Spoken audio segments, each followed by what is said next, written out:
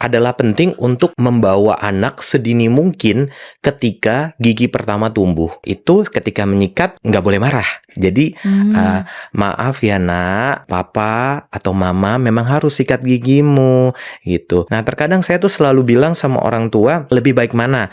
Secara rutin setiap hari megangin anak sikat gigi, tapi hanya untuk 1-2 menit, atau gigi anaknya terlanjur lubang dan harus dipegangin di dokter Panjang gigi lagi. ya selama bisa mungkin 20-30 menit, lebih lama lagi. Dr. Robi adalah seorang dokter gigi anak lulusan Fakultas Kedokteran Gigi Universitas Indonesia, spesialis kedokteran gigi anak. Saat ini ia praktek di Escalate Dental Care dan sebagai seorang ayah turut membantu anak-anak membangun pengalaman positif di kursi perawatan gigi.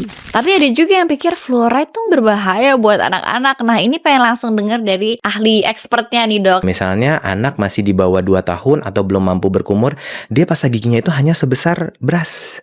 Sebesar sebutir beras. Sedikit sekali kan sebutir beras itu. Sampai usia 8 tahun anak sebaiknya masih dibantu untuk sikat gigi. Itu bahkan sebenarnya kalau mau sampai umur 12 tahun atau 6 SD boleh.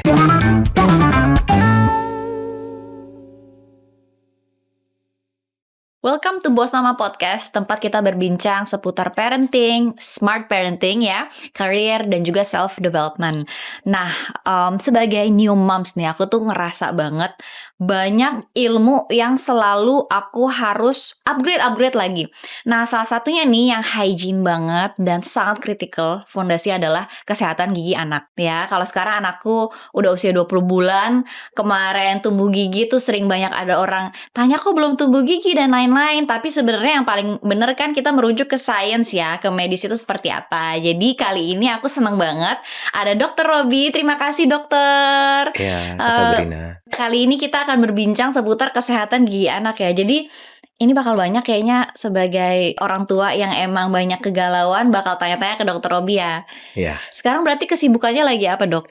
Praktek aja sehari-hari, ya juga urus anak. Oke, Ya. dan kalau dokter gigi spesialis di anak tuh boleh diceritakan itu berarti dokter menghandle anak-anak dari usia berapa dan biasanya tuh case-case-nya seperti apa sih dok? Oke, jadi kalau definisi anak sendiri itu adalah individu yang dimulai dari lahir ya, dari 0 hari ya, dari hari pertama sampai usia 18 tahun.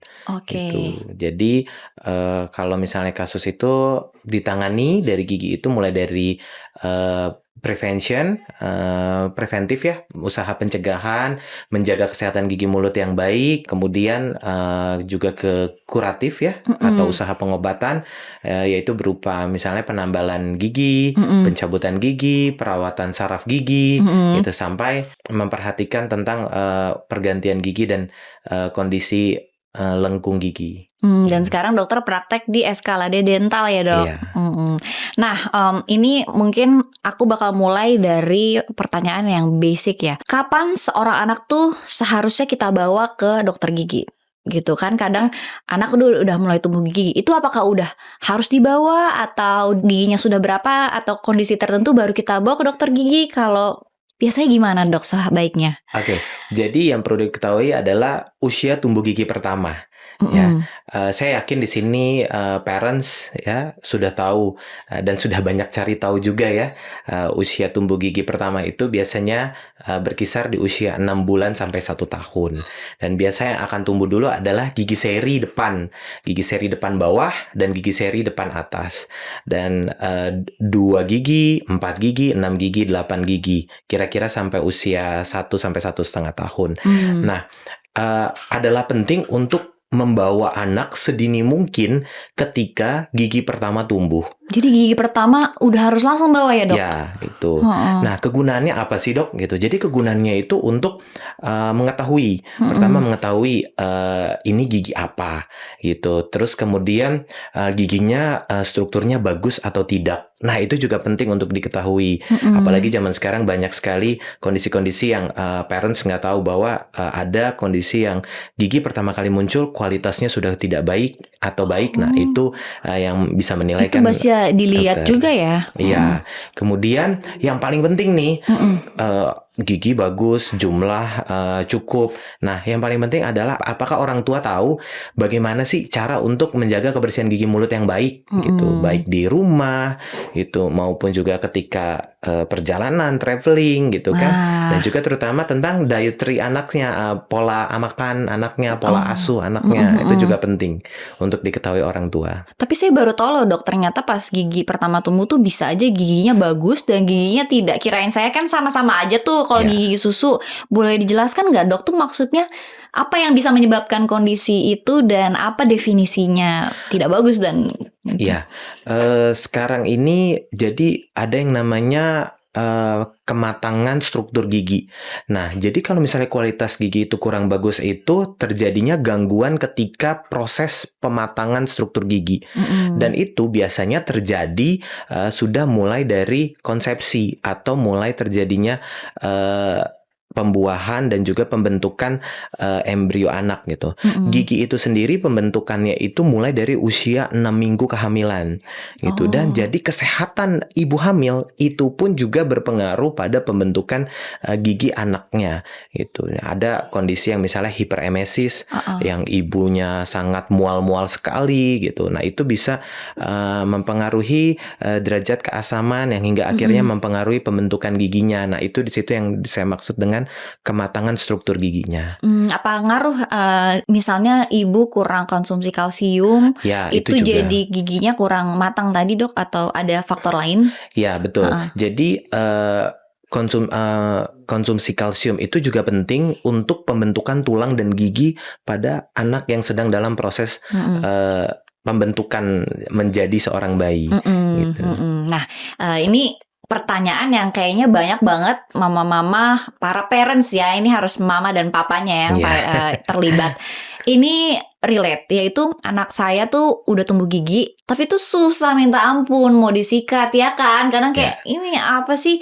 Tapi sayangnya tuh pernah dengar sampai jadi enggan untuk sikat gigi karena ya anaknya nggak mau gitu. Nah, boleh dikasih saran atau tips nggak sih dok, gimana cara yang baik untuk menyikat gigi anak, terutama kalau anaknya tuh menolak-menolak? Oke. Jadi pada dasarnya bisa saya katakan dominannya mayoritas anak itu memang tidak suka sikat gigi gitu. Mayoritas bisa saya katakan. Kenapa? Satu, kita akan menyentuh area rongga mulutnya. Dan area rongga mulut itu baik untuk anak maupun kita dewasa itu merupakan area privacy ya. Nah, kemudian yang kedua itu ada faktor sensorinya. Faktor sensori untuk anaknya sendiri. Jadi ada anak yang tidak suka disentuh gitu, baik area mulutnya, apalagi terutama ketika harus bibir atasnya kita singkap pakai jari kita ke atas. Nah, itu kan biasanya langsung nggak mukanya nyaman. dibuang gitu ya dok. Ya, nah tapi gini, kalau misalnya saya boleh bertanya kepada orang tua ya di sini sebagai Kak Sabrina, kalau seandainya anak nangis-nangis kemudian tidak kita sikatin, pada akhirnya efeknya apa? Efeknya giginya jadi Giginya tetap kotor kan? kotor. Nah, ya, cuma memang di sini terkadang itu gunanya untuk first dental visit, kita terkadang akan mengajarkan, kita akan mengajarkan kepada orang tua bagaimana sih cara untuk menyikat gigi anak, sekalipun anaknya itu berontak. Nah, jadi memang ada yang namanya restrain ya. Memang kayak dipegangin tangan, kaki, kepala, sehingga sikat giginya itu butuh 2 orang, minimal 2 orang. 2 orangnya cukup sih. Gitu. Untuk anaknya memang agak dipegang untuk sikat giginya. Nah, satu tugasnya untuk yang mengendalikan fisiknya, memegang baik tangan, kaki ya, terus kemudian yang satu tugasnya juga untuk menyikati. Tapi di sini anaknya bakal nangis-nangis dong dok dan bakal berontak. Ya, betul sekali. Tapi kita bisa bikin suasananya itu menyenangkan buat anak, cukup menyenangkan. Contohnya apa? Kita boleh memutar lagu atau YouTube yang tentang sikat gigi. Nah, terus kemudian ini lisan kita, baik sebagai papa atau mama ya, atau misalnya ya mama dengan caregiver, dengan suster, nah itu ketika menyikat nggak boleh marah. Jadi maaf ya nak, papa atau mama memang harus sikat gigimu gitu. Nah, sebulan, 2 bulan, anak itu pasti akan belajar gitu. Walaupun memang dia nangis atau berontak, tapi baik lisan kita, kita itu tetap harus lemah lembut dan tenang ya, Dok. Yes, sekalipun kita ngedengernya, waduh nangis nih, kuping harus tahan Teriak-teriak. banget nih sama suara tangisannya. Megangin juga nggak boleh terlalu kenceng, hanya untuk ngimbangin tenaga berontaknya dia gitu. Nah, kemudian kalau misalnya itu dilakukan, percaya deh 3-6 bulan anak juga akan belajar. Jadi juga akan belajar bahwa senangis apapun aku, papa mama akan tetap megangin aku untuk sikat gigi gitu. Jadi itu seperti suatu pendisiplinan, sesuatu yang memang harus itu. Nah, tapi sikat gigi itu cuma butuh 1-2 menit ke Sabrina ya. Jadi itu bukan sesuatu yang lama untuk megangin gitu ya. Nah, terkadang saya tuh selalu bilang sama orang tua, lebih baik mana? Secara rutin setiap hari megangin anak sikat gigi, tapi hanya untuk 1-2 menit, atau gigi anaknya terlanjur lubang dan harus dipegangin di dokter gigi ya selama bisa mungkin 20-30 menit lebih lama. Bener lagi itu apple to apple-nya ya. Nah, tapi jadi pengen tahu sih Dok, kan kalau anak masih belum tumbuh gigi tuh biasanya kita sikat gusi gitu ya, ada alatnya, atau yang tisu untuk sikat gusi. Terus begitu anak punya gigi, tumbuh gigi tuh tekniknya seperti apa sih? Apakah kita cukup menggunakan sikat gigi dengan bahan tertentu, atau kita juga harus sambil menggunakan alat-alat lain untuk membersihkan gusi atau lainnya? Itu boleh diceritain nggak teknisnya tuh seperti apa, Dok? Oke, jadi bahkan ketika dari anak sebelum tumbuh gigi, itu kan berarti kan gusi toothless ya, gusi tidak bergigi, dan juga lidahnya gitu ya. Ketika anak sudah mulai ASI atau minum susu, nah itu kita sebagai orang tua, sebagai papa mama, kita bisa membersihkan dengan kasa ya, kasa yang tipis saja ya, yang dililitkan, di roll ke ujung jari kita orang tuanya, hanya sekitar 1-2 rolling, dan kemudian kita celup dengan air hangat dan kita bersihkan baik seluruh gusi, ya gusi toothless itu juga ya, gusi yang tidak bergigi maupun lidah dan area-area jaringan lunak mulut gitu. Nah, untuk gigi yang sudah tumbuh di awal pun biasanya kan pasti dimulai dari gigi depan, dan itu aksesnya sangat mudah untuk parents membersihkannya. Nah, itu masih boleh dengan kasa yang tadi dililit di tangan tersebut. Jadi nggak langsung pakai sikat gigi masih nggak apa-apa gitu, Dok? Nggak apa-apa, untuk misalnya di awal. Tapi memang kita mengharapkan di usia 1 tahun sebaiknya sudah mulai pakai sikat gigi gitu, karena nanti di atas 1 tahun mulai akan tumbuh gigi belakang, dan anak sudah harus mulai terbiasa untuk pakai sikat gigi. Itu juga yang bisa menstimulasi sensorinya. Nah, ini tuh bisa dibilang pengen clarify mitos ya, Dok. Jadi kan kalau anak belum tumbuh gigi tuh suka dikira, oh kenapa nih dia belum tumbuh gigi, apa kurang kalsium atau apa. Sebenarnya itu normal nggak sih, Dok? Atau apa yang bisa menjadi kita patokan untuk, oh ini memang sudah, ini masih aman nih pertumbuhan giginya gitu. Karena kan banyak mitos-mitos nih yang kadang kita suka dengar. Oke, jadi tadi kan saya katakan bahwa usia tumbuh gigi pertama itu biasanya di usia 6 bulan sampai 1 tahun. Nah, kapan sih kita harus warning ya? Jadi dalam dunia kedokteran gigi, red flag-nya itu bisa kita tunggu sampai umur 1,5 tahun untuk tumbuh gigi pertama. Ya. Soalnya anak saya juga setahun lebih baru muncul gigi pertama, tapi nggak nyampe 1,5 tahun. Harus red flag-nya 1,5 tahun ya, Dok? Ya, 1,5 tahun kita baru curiga nih, apakah ada yang salah di dalam tulang rahangnya, apakah memang ada benih giginya gitu. Cuma memang kita harus juga lihat secara umum kondisi kesehatan umumnya bagaimana. Apakah berat badannya memadai, tinggi badannya memadai, balik lagi itu ke kurva pertumbuhan ya, dan itu pasti nanti mengaitkan dengan nutrisi dan gizi yang dia dapatkan gitu. Kemudian hormon pertumbuhannya jalan atau enggak gitu. Nah, itu nanti akan berkaitan dengan tumbuh kembang gigi pertamanya. giginya gitu. Oke, jadi itu milestone yang harus kita cek terus ya. Iya. Nah, ini pengen tanya juga Dok, ketika anak udah bisa sikat gigi, itu kan sebenarnya disarankan kalau saya dengar ya rekomendasinya pakai odol yang berfluoride ya. Tapi ada juga yang pikir fluoride tuh nggak, itu berbahaya buat anak-anak. Nah, ini pengen langsung dengar dari ahli expertnya nih Dok. Sebenarnya apa sih yang direkomendasikan dan berapa kadarnya ya? Karena kan kayaknya ada kadar fluoride yang disarankan gitu. Iya, oke. Jadi fluoride itu sendiri merupakan suatu zat yang kalau dia berikatan dengan gigi bisa email gigi terutama dia bisa membuat ikatan yang sangat kuat yang bernama fluoroapatit, di mana si fluoroapatit ini membuat gigi lebih tahan terhadap kondisi asam gitu. Nah, jadi fluoride itu penting ya.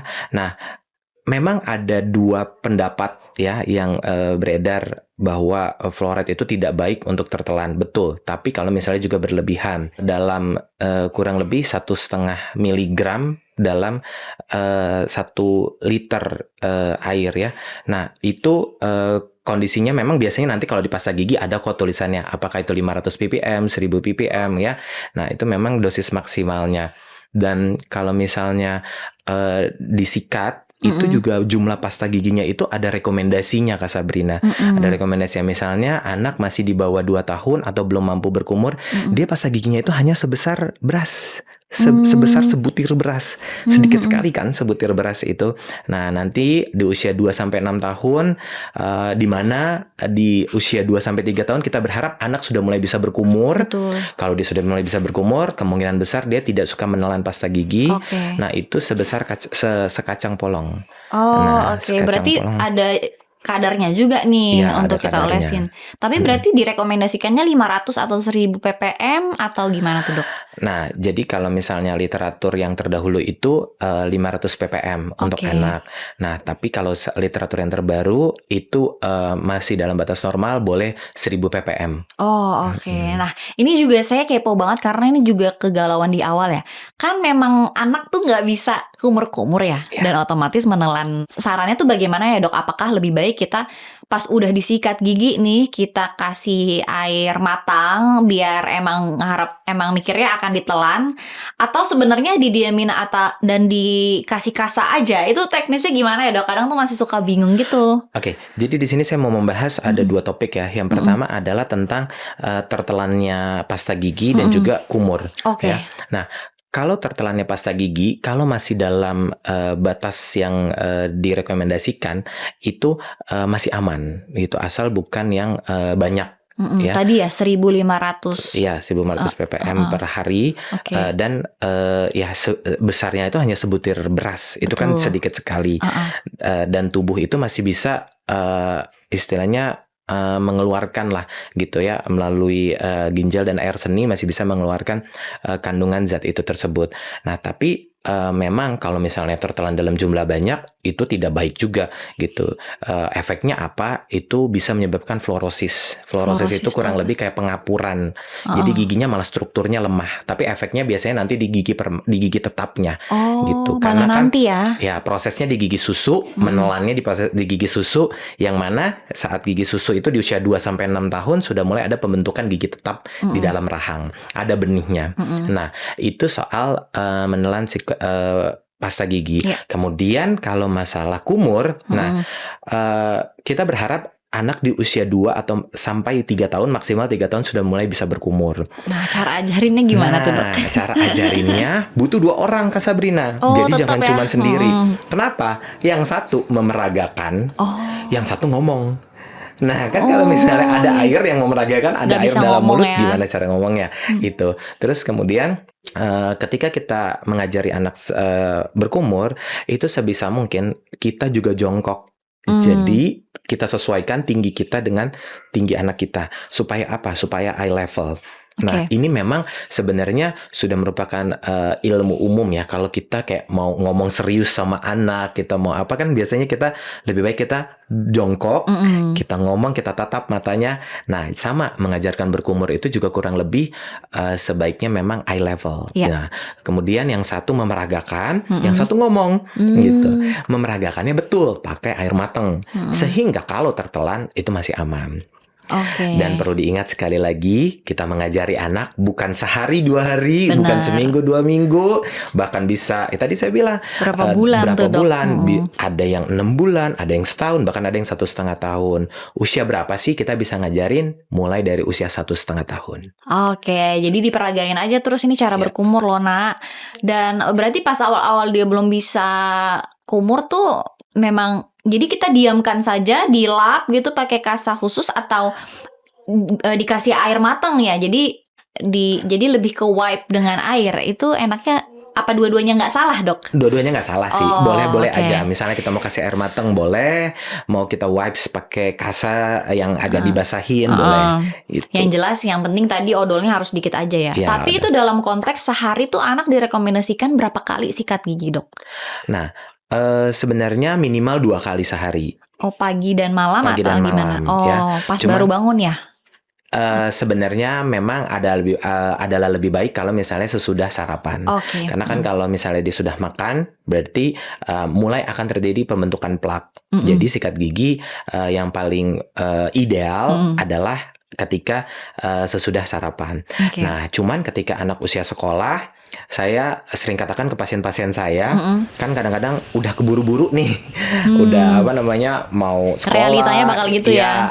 Jadi sekarang saya selalu menyarankan 3 kali sehari, yaitu yang pertama mandi pagi, yang kedua mandi sore sesudah pulang sekolah, dan yang ketiga sebelum tidur malam. Oke, nah Gitu. sebelum tidur malam ini kan gampangnya emang sebelum dia tidur pules ya. Cuma kan Dok, biasanya ada anak yang masih menyusui ASI gitu dan kadang tuh sering kebangun tengah malam terus menyusui biar dia bisa tenang lagi tidur. Nah itu tuh sering jadi kegalauan gitu Dok. Iya. Kayak ini berarti gimana ngaruh nggak ya nanti ke giginya? Karena kan dia minum susu gitu. Nah itu gimana Dok sebaiknya ya? Iya, ini memang merupakan dilematis ya Oh, di kalangan kita semua nih ya. iya. Nah, memang anak yang memang kalau dia masih meminta ASI dan terkadang langsung tidur, itu karena dia nyaman. Iya. Dia nyaman baik dengan ASI-nya maupun juga dengan ibunya, pelukan ibunya, sentuhan skin to skin ibunya. Cuma memang kalau kita mau lebih ideal lagi, memang kita harus bersihkan dengan minimal dengan kasa itu. Oh minimal dengan kasa disiapin ya? Ya, dengan kasa yang tadi saya bilang dililitkan di tangan, dicelupkan di air dan kita bersihkan lagi. Resikonya apa? Resikonya memang terbangun. Nah, cuma memang saya bisa katakan ini ya, walaupun memang agak kontradiktif. Seringkali menjadikan ASI itu jadi kayak senjata buat tidur, ya. Apalagi kalau pakai botol susu. Nah, itu sebenarnya salah besar. Sebenarnya sebaiknya ya ketika dia memang ASI masih dibersihkan ataupun dengan susu botol masih dibersihkan, kemudian kita cari cara tidur yang lain gitu, entah kita lullabies, entah kita bacakan cerita gitu ya. Ya walaupun memang itu perlu Challenge usaha lain lebih, ya, sleep usaha training lebih lain nih, ya. sleep training lain buat kita parentsnya. Dan berarti kalau misalnya, tapi untuk yang anak masih transisi nih, masih kebangun untuk minum susu tengah malam gitu, masih proses itu nggak apa-apa pas dia udah ketiduran kita kasa lagi ya. Ya. Nah kasa ini tuh ada tipe khusus nggak gitu kan? Mungkin bukan tisu basah pada umumnya ya. Apa kalau kita lagi mau nyari kasa untuk wipe gigi tuh apa yang harus kita perhatikan Dok? Kasa medis aja sih. Oh, kasa Brina. medis pun Iya, bisa kasa ya? medis bisa. Emang yang kasa gulung itu digunting-gunting gitu kan. Cuma memang kalau misalnya kita pegang juga kasa tuh bukan yang kasar sih ya. Gitu. Kalau saya pribadi juga menemui di praktikal sehari-hari tidak ada perbedaan apakah ada kasa halus atau kasa kasar. Biasa kasa pada umumnya itu juga sudah juga termasuk sudah yang halus. memenuhi ya. Iya. Nah, tadi kan juga bicara soal sebenarnya dokter pun merekomendasikan ya kalau anak minum susu harus dibersihkan lagi nih. Nah, berarti apakah benar Dok dengan dia minum ASI atau bahkan kadang kan anak suka ngemut ya makanan itu bisa memicu terjadinya karies pada gigi anak? Pasti itu. Jadi kalau misalnya minum susu botol terutama ya misalnya Iya. gitu ya, itu kan kalau misalnya dia langsung tertidur pasti masih ada bagian gigi yang tergenang dengan sisa-sisa susu. Nah, susu sendiri dia tanpa gula saja dia sudah karbohidrat, dia glukosa dan merupakan Itu pun gula ASI juga. ya, Iya. tanpa susu yang botol? Iya, itu juga kan. Nah, kemudian apalagi kalau misalnya dia mengemut, disimpan makanannya, Oh. itu pasti ada pembentukan plak yang menjadi saya katakan rumahnya bakteri, dan disitulah pekerjaannya si bakteri untuk melarutkan gigi yang menghasilkan gigi lubang. Oke. Nah, Gitu. ini kan biasanya kalau di usia-usia awal tuh nggak terlalu kelihatan ya, Dok, giginya nih bakal berlubang, masih ya gigi susu kan masih bagus-bagus gitu. Nah, tapi kalau dari kasus-kasus yang dokter tangani nih sebenarnya mulai umur berapa kadang jadi kelihatan ini giginya bolong nih, kelihatan impact-nya apakah itu ketika gigi tetap sudah tumbuh atau secepat apa gitu, Dok? Kalau dalam praktek sehari-hari yang pernah saya temui yang ekstrim ya itu 1,5 tahun pun sudah mulai ada Oh. yang berlubang dan Oh, gigi susu pun berlubang gitu, Dok? iya, gigi depan terutama ya itu biasanya Oh. karena susu botol yang banyak ya, Iya. dan juga yang pemberiannya ya sambil tidur siang juga, tidur malam Oh. juga gitu. Pernah waktu itu ketemu kasus yang memang sudah ada cekungan gitu. Biasanya memang gigi itu berlubang itu tidak langsung berbentuk cekung, tapi biasanya didahului dengan noda putih atau white spot. Jadi, Nah, ini yang jadi harus ada kita area, aware ya. ya ada area yang putih, baik areanya itu mau cuman lingkaran kecil atau lingkaran sedang besar gitu ya, atau area yang memang agak sedikit irregular tapi sudah mulai ada lebih putih gitu, putihnya putih opak.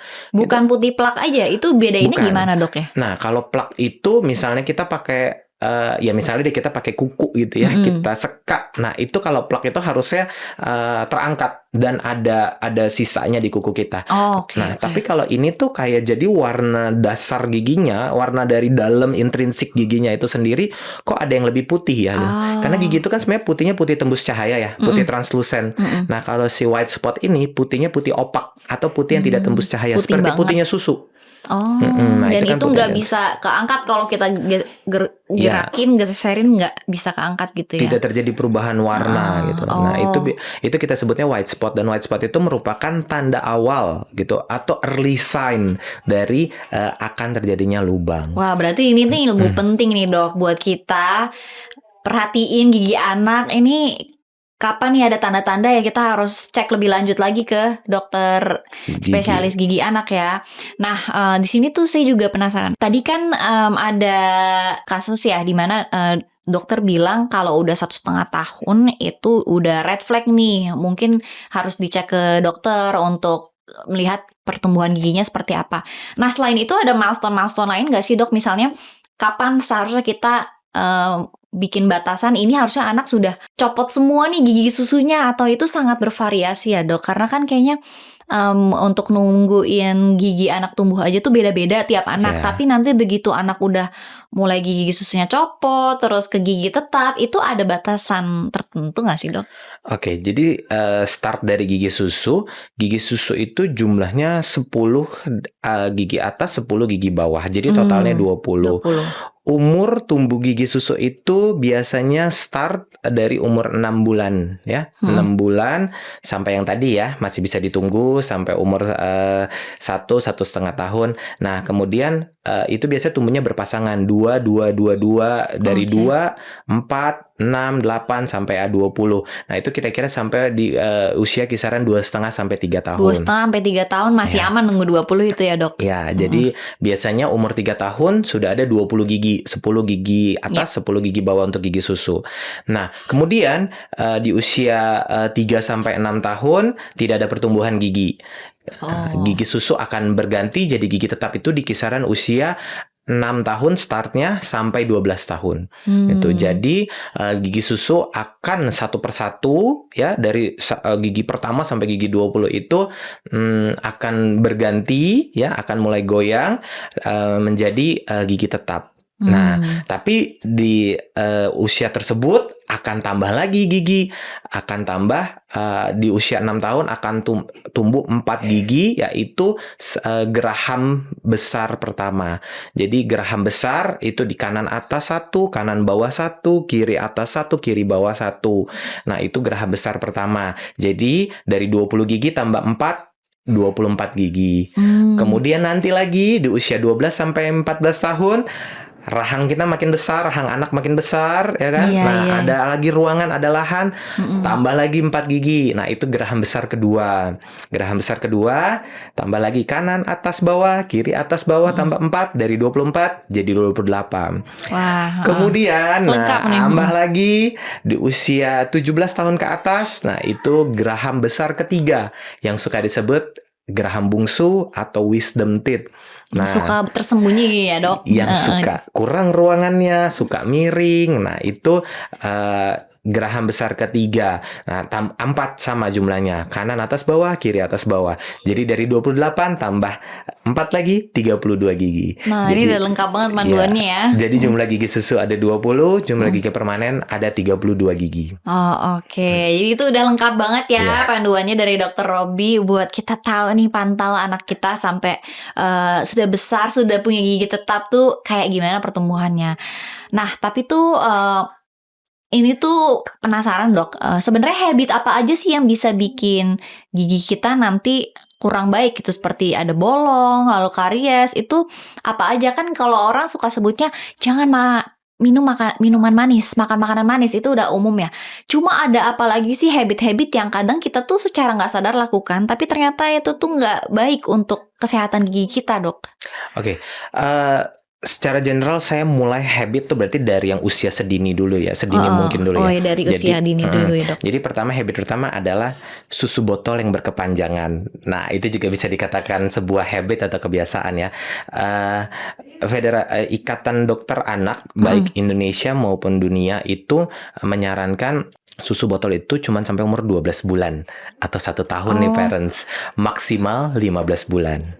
Itu di atas usia itu diharapkan anak sudah bisa mulai dibiasakan baik pakai sedotan atau pakai gelas supaya tidak ada kebiasaan nyusu botol sambil tiduran gitu. Nah, terus kemudian yang kedua adalah jangan mengemut makanan. Itu yang kedua adalah mengemut makanan. Nah, mengemut makanan ini bisa berkaitan juga dengan fase naik tekstur ketika MPASI, nggak boleh terlambat. Lagi pusing-pusingnya gitu ya, Dok. Ya, dan membiasakan anak untuk memakan semua tekstur makanan ketika sudah usia 1 tahun ke atas, usia makanan keluarga. Nah, itu harus dibiasakan ya. Jadi tadi mengemut yang kedua. Kemudian yang ketiga itu misalnya intensitas makan manis ya, intensitas makan manis. Sebenarnya paling ideal mengenalkan manis ke anak itu adalah di atas usia 5 tahun. Masih jauh banget nih yang kayaknya. Itu Tapi ideal kayaknya, sekali. Ya, tapi kayaknya kalau sekarang ya mau dikatakan susah-susah gampang ya. Itu Sedikit terkadang banget kadang, cuma ya itu kalau disiplin banget ya. ya, kadang memang kalaupun memang mengenalkan manis ya di usia-usia yang terlalu dini, kita juga sebenarnya harus punya peraturan gitu. Contohnya aja gini, jangan misalnya membelanjakan anak ya udah makanan manis buat sebulan gitu. Misalnya jadikan itu sebagai reward, cuma boleh misalnya makan manis di weekend aja gitu. Tapi kenalkan sedikit gitu supaya anak tahu dan jelaskan bahaya makanan minuman manis tuh apa sih gitu. Giginya lubang. Sekarang kan udah banyak media digital ya. Bisa lihat di Google, bisa dilihat di YouTube. Kasih lihat aja gambar-gambar gigi rusak, gigi hitam, gigi bolong gitu. Bilang ke anaknya, kamu kalau kebanyakan makan permen, minum manis, nanti giginya hitam-hitam, senyum jelek, kamu mau nak gitu ya. Jadi intensitas makan manis yang harus dikontrol ya, dibatasi itu. Nah, kemudian kebiasaan-kebiasaan lain itu misalnya seperti ngempeng, non-pacifier, non-nutritional pacifier, terus ngenyot jari, thumb sucking, gigit-gigit kuku, gigit-gigit pensil. Nah, itu juga sebenarnya kebiasaan yang tidak baik ya. Itu lebih mengubah bentuk gigi atau bagaimana, Dok? Kan kadang dibilang jangan kelamaan ngempeng karena nanti giginya akan lebih maju. Itu benar nggak sih, Dok? Betul sekali. Jadi Oke. kelamaan ngempeng, kelamaan ngenyot itu bisa bikin lengkung gigi kita yang harusnya bentuknya lebih kayak U, Mm-mm. itu malah jadi nanti bisa kayak V. Oh, Kayak oke. V dan cenderung akan membuat gigi maju atau tonggos. Berarti kalau gigi tonggos ini tuh bukan dari sananya genetika, tapi karena kebiasaan itu bisa dipastikan nggak, Dok? Jadi bisa karena genetik, bisa juga karena bad habit atau kebiasaan buruk tadi. Oh, oke. Nah, selain itu ada lagi nggak nih bad habit yang nggak kita sadarkan? Nah, kalau misalnya dari anatomi sendiri, dari bentuk tubuh, ada Mm-mm. anak yang terbiasa mouth breathing. Jadi dia bernafas Oh, dari mulut. Nah, dia bisa bernafas dari mulut mungkin karena ada hambatan di jalan nafas yang seharusnya. Nah, kalau itu butuh untuk kolaborasi dan juga rujukan ke dokter anak dan juga dokter THT anak gitu untuk assessment dan juga perawatan lebih lanjut gitu ya. Cuman kalau misalnya masih di usia yang sedini mungkin, kita lihat anak kita ketika tidur kok nganga ya. Nah, itu kita bisa tutup sambil mulai kita bisikin. Nah, mulutnya ditutup aja ketika tidur, nafasnya lewat hidung ya gitu. Nah, bisikan-bisikan kayak gitu tuh sebenarnya kesannya kayak sepele ya gitu. Tapi kalau misalnya kita lakukan dan kita terus ucapkan ke anak, itu malah menjadi suatu habitual yang nanti iya. secara alam bawah sadar mereka mendengar itu dan menjadi terbiasa gitu. Kuncinya emang harus konsisten ya, Dok. Yes, Dan betul sekali. tapi tadi ternyata kalau kita mouth breathing alias bernafas dari mulut itu bisa ada pengaruhnya ke gigi ya? Iya. Padahal cuma keluar udara. Nah, jadi Kak Sabrina, ketika kita misalnya bernafas lewat mulut, itu udah pasti rongga mulut kita kering. Nah, rongga mulut kering karena kan udara yang masuk. Sedangkan air liur ya itu juga diciptakan bukan sekedar cuman untuk lubrikasi ya atau pelicin di dalam mulut, tapi dia juga punya efek buffering ya, menetralisir asam dan juga ada efek antibakterinya gitu. Ya, ada yang disebut dengan imunoglobulin ya, itu sebagai kayak antibodi di dalam air liur gitu. Jadi memang bisa meningkatkan resiko lubang juga kalau mulutnya kering gitu. Iya hubungannya karena kalau mulut kering itu ya, Dok. Bener sih. Dan ternyata pun bisa bikin langit-langit mulut ya, atau itu disebutnya dengan palatum, itu dalam. Jadi malah harusnya yang lengkung U juga bisa jadi bentuk V. Nah, itu nanti bisa malah juga ke arah lengkung gigi juga, kelihatannya jadi agak maju. Kayak kesannya sepele ya, Yes. kayaknya, tapi ternyata dampaknya bisa besar nih. Jadi kita tuh emang harus lebih aware lagi ya, Dok, kalau ada habit-habit seperti itu jangan disepelekan ya. Betul Karena sekali. ternyata dampaknya bisa nanti dan gede nih. Nah, nextnya nih saya lebih pengen nanya beberapa mitos atau fakta nih dari statement-statement yang sering kita dengar di luar ya, Dok. Mungkin yang pertama mulai dari tadi kan kita bahas soal fluoride ya, Ya. dimana direkomendasikan sebenarnya dengan kisaran tertentu. Tapi ada yang bilang fluoride itu berbahaya untuk anak. Ini mitos atau fakta, Dok? Jadi kalau ditanya fluoride berbahaya, ada betulnya jika yaitu berlebihan gitu. Jadi ya segala sesuatu yang terlalu kurang atau terlalu berlebih kan juga tidak baik. Ya. Jadi memang harus disesuaikan dengan jumlah yang disarankan gitu. Betul, memang kalau juga selalu menelan pasta gigi berfluoride tiap hari, ya itu bisa menyebabkan yaitu baik pengapuran di gigi atau namanya fluorosis ataupun bahkan pengapuran di tulang, dan juga yang kasihan itu organ ginjalnya gitu, juga yang menyaring zat-zat itu. Jadi itu tadi ya, nggak boleh tertelan fluoride sehari lebih dari 1.500. Iya. Ya cuma kan tadi panduan dari Dr. Robi ya sekalinya kita kasih odol Pasta ke gigi. anak ya kalau usianya dini ya 0 sampai 3 tahun 0 ya. sampai 2 0 sampai disarankan 2 boleh itu. sebutir beras saja. Sebutir beras kan kecil sekali ya parents ya.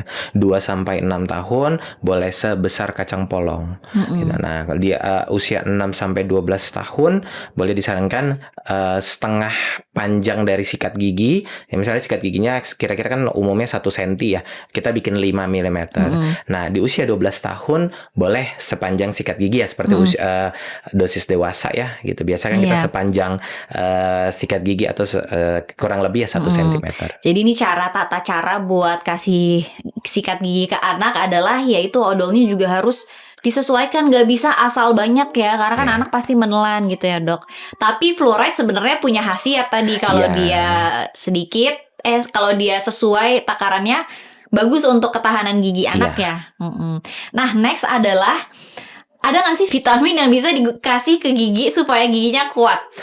Oke, kalau vitamin itu pada dasarnya vitamin yang sering dibahas itu adalah vitamin D3 Kak Sabrina. Jadi Oh. vitamin D3, nah biasa kan dokter anak juga sekarang suka menyarankan untuk konsumsi vitamin D3 untuk daya tahan tubuh ya, imunitas. Dan itu juga berkhasiat untuk pembentukan gigi dan tulang ya. Oke. Gitu. Dan memang secara literatur ada penelitian yang mengatakan bahwa anak yang memiliki kandungan D3 yang memadai, yang cukup kuat, itu biasanya memiliki angka resiko gigi berlubang yang lebih rendah. Oh, oke. Jadi emang minum vitamin salah satunya Iya. D3 kan. Iya. Nah, itu dosisnya bagaimana dok? Apakah kalau misalnya yang saya tahu kan, kalau zat besi semakin anaknya naik berat badan itu dosisnya bertambah. Kalau D3 tuh Nah, ada gambarannya nggak?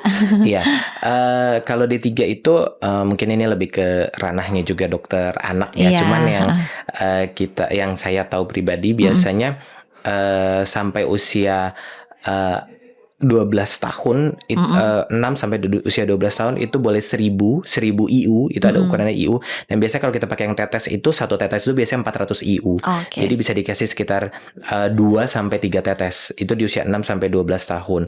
Nah, di bawah 6 tahun bisa dikasih 1 sampai 2 tetes. Oke. Gitu. Ya, jadi itu biasa 400 IU atau 800 IU satuannya. Oke, emang saya sering dengar sih khasiat D3, tapi ternyata juga berpengaruh ke gigi ya. Iya. Nah, nextnya tuh ada istilah imunisasi gigi. Itu benar nggak sih dok? Dan seperti apa yang dimaksud? Nah, jadi kalau imunisasi gigi ini, dia itu biasanya dilakukan di dokter gigi dengan pemberian gel fluoride. Nah, tapi ini gel fluoride yang memang konsentrasi tinggi dan biasanya memang diberikan hanya 6 bulan sekali. Oke. 6 bulan sekali ya. Jadi memang makanya dikatakan seperti imunisasi gigi. Nah, gel fluoride diberikan 6 bulan sekali dengan cara dioles, ya, dioles selama 1 menit. Dan kemudian tetap ada alat dokter gigi, yaitu alat suction, supaya gel-gel tersebut tidak tertelan. Ya. Nah, hanya diberikan dalam 1 menit, kemudian tetap di suction, ya, bukan dibilas ya, tapi lebih tepatnya di suction. Dan instruksinya biasanya 30 menit setelah pemberian tersebut, anak disarankan untuk tidak kumur, tidak minum, dan tidak makan. Nah, oke. Tetap Ini juga fluoride ya. tapi ini juga anak saya pernah nih pas pertama kali visit ke dokter gigi, emang dioleskan kan ya, dan persis, dan itu ternyata direkomendasikan. Makanya kenapa anak-anak kalau udah tumbuh gigi dibawa ke dokter gigi anak, karena alasan tadi ya, untuk salah satu tindakannya dikasih gel fluoride itu ya. Tapi itu beda kan tadi ya dengan fluoride yang ada di pasta gigi. Beda. Dan 6 bulan sekali aja ya. Tapi berarti sarannya dok, kalau misalnya nih tadi kan begitu anak udah tumbuh gigi harus cek nih ke dokter gigi. Setiap berapa bulan sebaiknya kita cek rutin? Oke. Pertama kali misalnya di usia 6 bulan sampai 1,5 tahun itu saran sudah harus first dental visit, kunjungan ke dokter gigi pertama.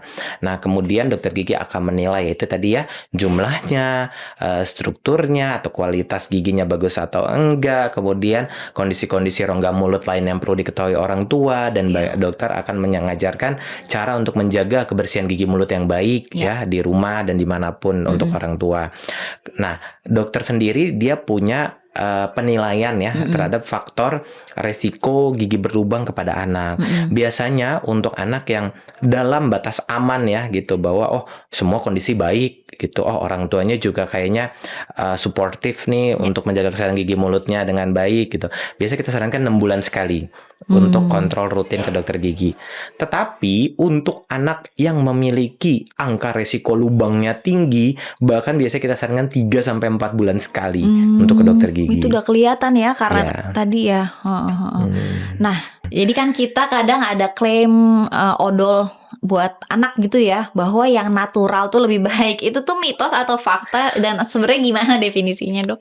Oke, jadi kalau natural ini berarti kita berbicara bahan ya Kak Sabrina ya, Mm-mm. baik bahannya siwak, baik bahannya charcoal ya, Mm-mm. atau bahan minyak kelapa ya, Iya. itu ya virgin coconut oil, atau apalagi ya biasanya ya ada yang baking soda ya. Nah, Mm-mm. itu sebenarnya pada dasarnya memang bahan-bahan ini berdasarkan penelitiannya journaling itu juga memiliki efek yang baik, Mm-mm. memiliki efek antibakteri, memiliki efek untuk mencegah pembentukan plak Mm-mm. gitu.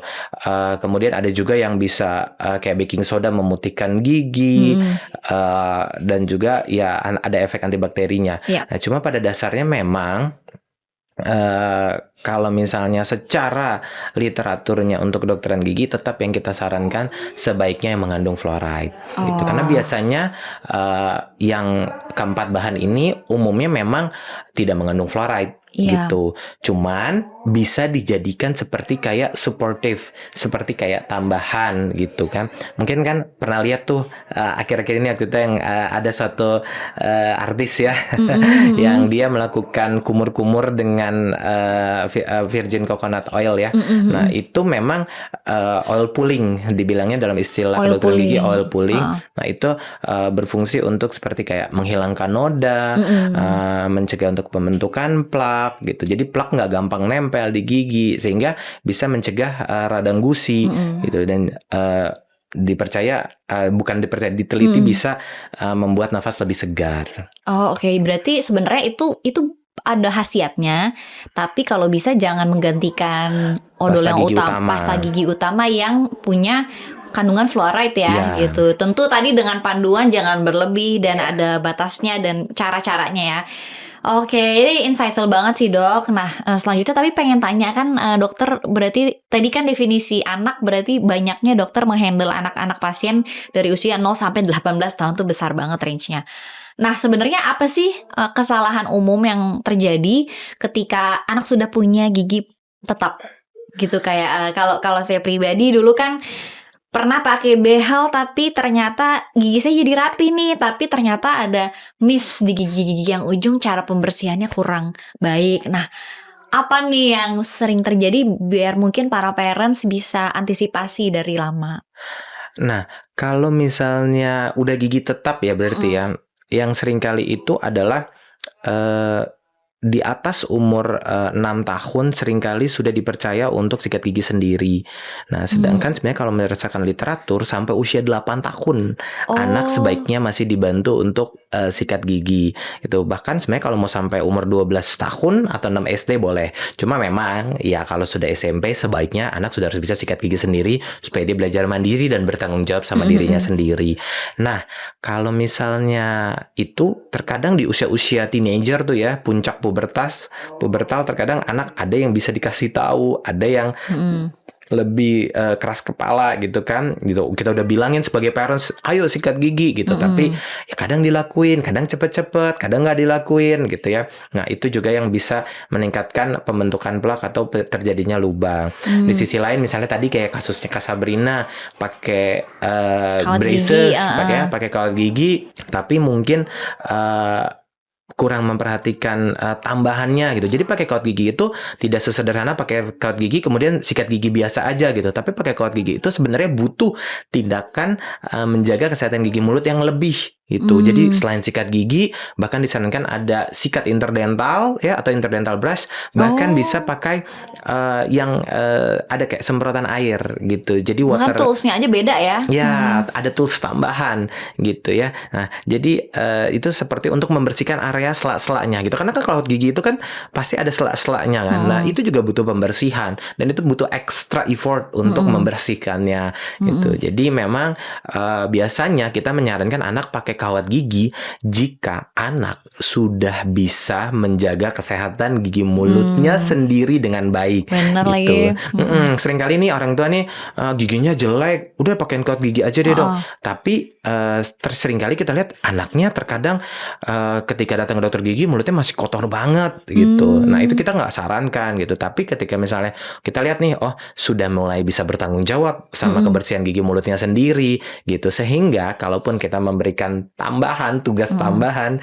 Nah, itu biasanya bisa dilakukan oleh anak gitu. Jadi jangan sampai giginya rapi, begitu bracketnya dibuka malah jadi ada lubang kalau kurang prosedur oral hygiene-nya. Iya bener lagi, itu goes hand in hand ya, kerapihan gigi bentuknya dan dari segi ya hygiene-nya.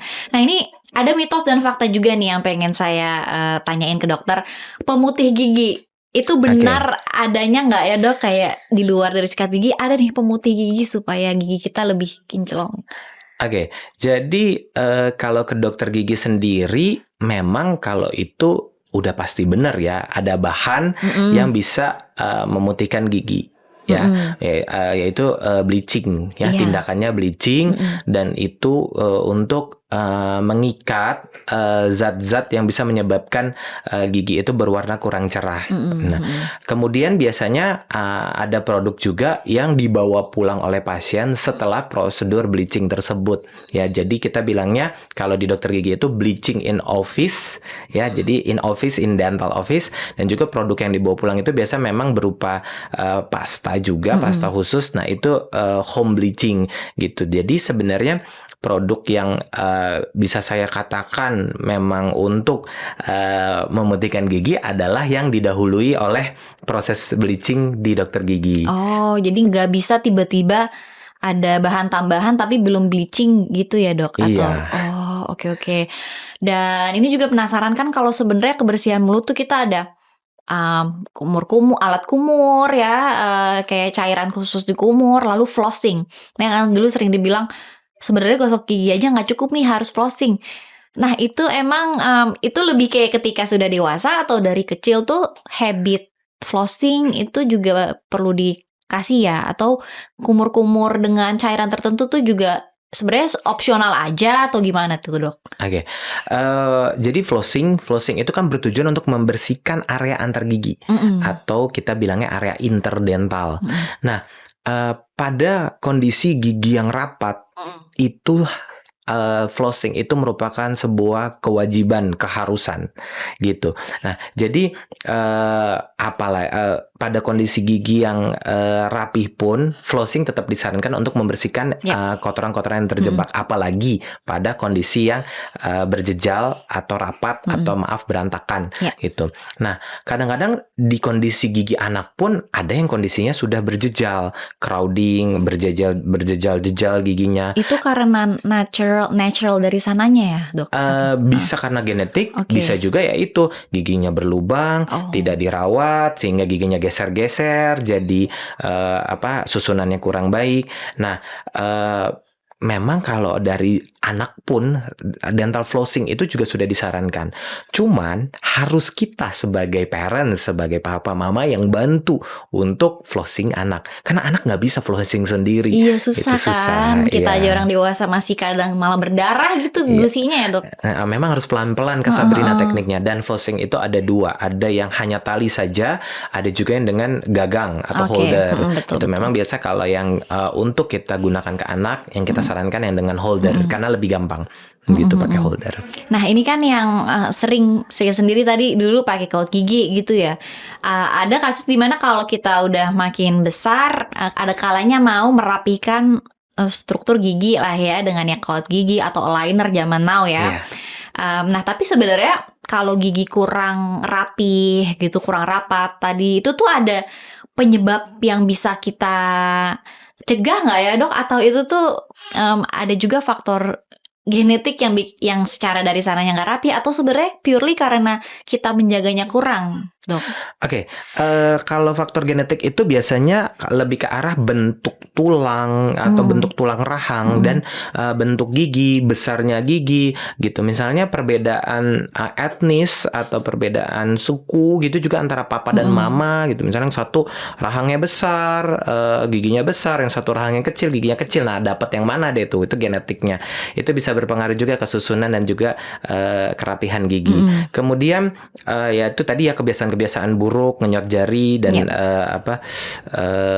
pacifier, Oh, bisa ngempeng ngaruh itu ya. juga bisa ya mempengaruhi. Dan misalnya giginya juga banyak berlubang.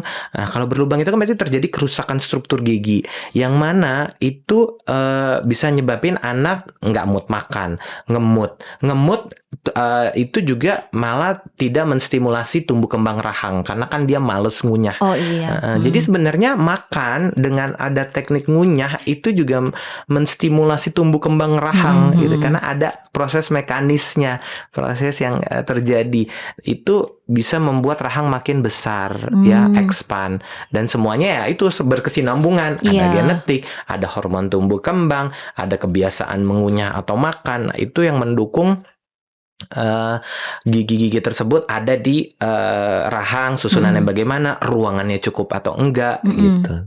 Oke, menarik banget sih dok. Dan ini tuh udah banyak banget kegalauan-kegalauan ya dari para parents yang udah aku tanyakan. Nah cuma nih untuk mengakhiri nih beberapa pertanyaan lagi. Jadi pengen tanya lebih ke ini, kan saya dulu aja ya punya core memory kalau ke dokter gigi pokoknya takut, deg-degan mau berangkat pagi-pagi tuh udah takut banget deh duduk di kursi gigi dental gitu. unit. Nah kita gimana ya sebagai parents bisa membawa anak tuh ke good experience ketika ke dokter gigi, supaya ya lagi-lagi nggak drama banget lah kalau mau ke dokter gigi. Gimana kita bisa support mereka juga? Oke. Jadi saran ya untuk orang tua, untuk kita parents, yang pasti yang pertama adalah lakukan first dental visit sedini mungkin ketika gigi anak pertama tumbuh. Maksimal ya di usia 1-2 tahun itu udah paling maksimal untuk first dental visit. Di situ pasti anak menangis ya.